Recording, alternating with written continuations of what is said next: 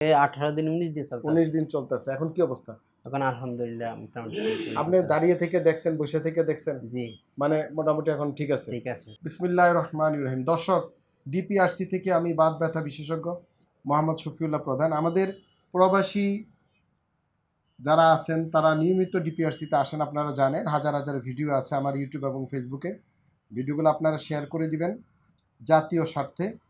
তো আমাদের এই যে জনাব জসিমউদ্দিন খান সাহেব, উনি সে বাহরাইন প্রবাসী জি এবং বাংলাদেশে মানিকনগরে থাকে, মানিকনগর ঢাকা। জি এখানে উনার মূলত বাড়ি, কিন্তু উনি বাহরাইন প্রবাসী, দীর্ঘদিন প্রবাস জীবনে আছেন। তো প্রবাস জীবনে রোগীদের যে প্রবলেমগুলো আমার ভিডিও দেওয়া আছে, দেখবেন কি কি সমস্যা হয়। বিভিন্ন টেলিভিশন পত্রপত্রিকা লিখেছি, আমি বিভিন্ন পত্রিকাও লিখি, নিয়মিত বাচ্চাদের নিয়ে লেখলাম ইনকেলাবে, এরকম লেখা যায়, সময় পাওয়া যায় না, তারপরে চেষ্টা করি। তবে আমার ইউটিউব ফেসবুকে আপনারা অতীতের হাজার হাজার আর্টিকেল পেয়ে যাবেন ইনশাল্লাহ।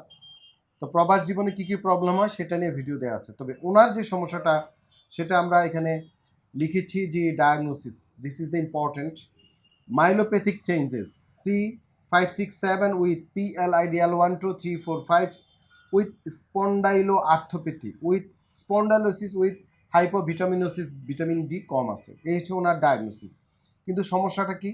আমার হাতে MRI আছে, ওনার ঘাড়ে রক্তচাপ খেয়েছে, হাড় ক্ষয় হয়েছে, ওনার ঘাড় ব্যথা, হাত ব্যথা, চলাফেরা কষ্ট হতো। এখন রুগীর মুখে শুনি। জনাব জসিম সাহেব, আপনি একটু আপনার পরিচয় দেন, আপনার বাড়ি কোথা, আপনি কি করেন, প্রবাস জীবনে কি করতে হয়? বাবা জিমেলে এটা ব্যবসা করি, এটা টুকটাক সেলসম্যানের দায়িত্ব পালন করি। ভারী কাজ করতে হয় জি ওখানে? না, বাড়ির কাজ করতে না, কাটিং করি। আর কত বছর আপনি ভাড়াই? 17 বছর। 17 বছর, মাশাআল্লাহ। আজ যাইবেন নাকি? 1 তারিখে আবার চলে যাবেন? জি তো ওনারা কিন্তু এই যে বাহরাইন বলেন বা বিভিন্ন প্রবাস জীবন, দুই টাইপের প্রবাস জীবন বাংলাদেশিদের। একটা হচ্ছে মধ্যপ্রাচ্য, মালয়েশিয়া, সিঙ্গাপুর, আর একটা হচ্ছে মিডল ইস্টে। উন্নত বিশ্ব। উন্নত বলি আমরা যেটা, যেমন ইউরোপ, আমেরিকা, ওই সকল জায়গায়। তো ইউরোপ আমেরিকা যারা যায় তাদের অবস্থা আরো খারাপ, আরো খারাপ। তবু আমাকে এই প্রবাসীরা চিকিৎসা পায় আলহামদুলিল্লাহ। এর মূল কারণটা হচ্ছে ওনাদের অর্ধেক বাংলাদেশে থাকে, অর্ধেক থাকে বিদেশে, এবং ওনারা আসে বারবার। কিন্তু ইউরোপ আমেরিকাতে সেটা সম্ভব না, গেলে আর আসা সম্ভব না। সেখানে হেলথ কেয়ার সিস্টেম, ডেলিভারি সিস্টেমটা ভিন্ন, আমাদের এই সাবকন্টিনেন্টের মতো না। তো মধ্যপ্রাচ্যে চিকিৎসা আগের চেয়ে উন্নতি হয়েছে আলহামদুলিল্লাহ, কিন্তু তারপরেও ওনাদের সেখানে সে সুযোগ নেই। আর মূল কারণটা হচ্ছে ইন্স্যুরেন্স নাই, সময় নাই, তারপরে হচ্ছে ওনারা দেশে আসলে একসাথে দুইটা কাজ করতে পারে, একটা হচ্ছে চিকিৎসা আর একটা হচ্ছে পরিবারকে সময় দেওয়া। তো এইটা হচ্ছে টোটাল ওভারঅল অবস্থাটা আর কি। তো তাহলে 17 বছর আপনি ওখানে আছেন। জি তো এই যে আমার কাছে আসছেন, এই সমস্যা কতদিন এখন?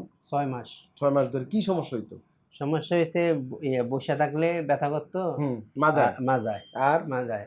আর যদি কিছুক্ষণ দাঁড়িয়ে থাকতাম তাহলে মাজায় ব্যথা করতো। গাড়ের কতক্ষণ দাঁড়িয়ে থাকলে?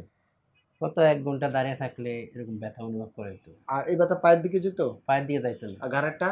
ঘাড়েরটা তো এই ইদিন আসার আগে একটু প্রবলেম দেখা গেছে, এর আগে প্রবলেম দেখা যায় না। আচ্ছা। তো এখন আজকে 17 দিনে আমাদের এখানে কত দিন? আজকে 18 দিন 19 দিন চলতেছে। 19 দিন চলতেছে। এখন কি অবস্থা? এখন আলহামদুলিল্লাহ মোটামুটি আপনি দাঁড়িয়ে থেকে দেখছেন, বসে থেকে দেখছেন? জি মানে মোটামুটি এখন ঠিক আছে। ঠিক আছে। তো দর্শক, আসলে এই সকল রুগীর সময় লাগে, 1 মাস বা 1.5 মাসও লাগে। পুনর্বাসন যে চিকিৎসাটা আমরা এখানে করি, অনেকে আমাদের এই চিকিৎসাটা মনে করে যে থেরাপি দেই, ব্যায়াম করি, ডলাডলি করি, বিভিন্ন জায়গায় মানে হিট দেই, এরকম মানুষ মনে করে। এটা ভ্রান্ত ধারণা।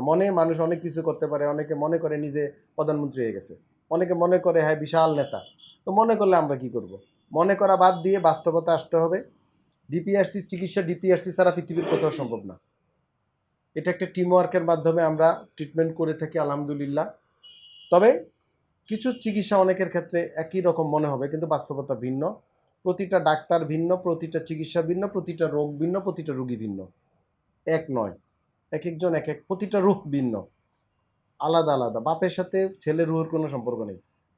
প্রতিটা প্রাণী, প্রতিটা মানুষের রুহ আল্লাহ পাক আলাদা আলাদা তৈরি করছে, এবং আলাদা রিজিক, আলাদা জীবন ব্যবস্থা দিয়ে পৃথিবীতে পাঠাইছেন। আলাদাভাবে আবার হিসাব হইব। বাপের প্রায়চিত্ত ছেলে ভোগ করবে না, ছেলের প্রায়চিত্ত বাপে ভোগ করবে না। চিকিৎসাটা লাইক দ্যাট। অনেকে মনে করে যে PLID অন্য রুগীরও যা চিকিৎসা, আমার রুগীরও চা চিকিৎসা। No, never ever, this is not scientific. কিছু জিনিস মিল থাকে, বাট প্রতিটা রুগীকে আলাদা আলাদা আমাদের ট্রিট করতে হয়। তো আলহামদুলিল্লাহ উনি মোটামুটি ভালো আছে ওনার কথা, কিন্তু ওনাকে আরও কিছুদিন আমাদের অবজারভেশনে থাকতে হবে। আমরা এখানে যে বৈজ্ঞানিক ব্যায়ামগুলো শিখিয়েছি, সাইন্টিফিক, এগুলো করতে হবে, নিয়মকানুন শিখাইছি, আবারও বুঝিয়ে দিব। এবং আমরা কিছু ওষুধপত্র দিয়েছি, এগুলো খেতে হবে আলহামদুলিল্লাহ ইনশাল্লাহ। সবাই ভালো থাকবেন। ভিডিও বড় হয়ে যায়, নিয়মিত আপনারা আমি প্রশ্ন উত্তর পর্ব দেই, সেখানে আপনারা প্রশ্ন করবেন, আমি উত্তর দেওয়ার চেষ্টা করি। আসসালামু আলাইকুম ওয়া রাহমাতুল্লাহি ওয়া বারাকাতুহু। ডিপিয়ার্স লিমিটেড, আস্থা, বিশ্বাস ও নির্ভরতায় অবিচল।